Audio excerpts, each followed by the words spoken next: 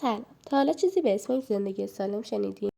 اولین کاری که همیشه میکنید این باید باشه که صورتتون رو بشورید اول صبح.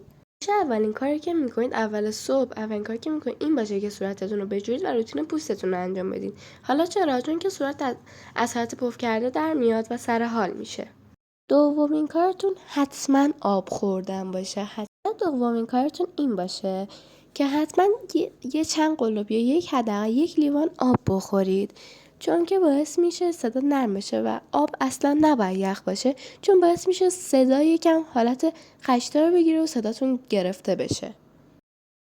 حتما ورزش سبکم انجام بدین بعدش. هر روز صبح شده فقط آروم آروم راه برید اگه حوصله ورزش کردن ندارید. بعد یک مدت که ورزش کردین هر روز صبح میبینید که بدنتون چقدر خوش فرم میشه.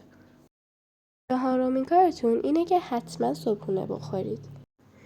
هم بدنتون از گشنگی در میاد، هم انرژی بیشتری میگیرید. تکالیفتون رو چک کنید یا بنویسید. تکلیف که مونده حتما بنویسید و حداقل هر روز سعی کنید یکم ریاضی تمرین کنید. ریاضی خودتون بهتر میشه و تو درس ریاضی پیشرفت بالایی میگیرید. عطر بزنید و سعی کنید خوشبو باشید. عطر بزنید و خوشبو باشید همیشه. حالا چرا؟ چون که باعث میشه اطرافیان شما وقتی در کنار شما هستن حس نکنن که خیلی تمیز نیستید و ازتون دور نشن.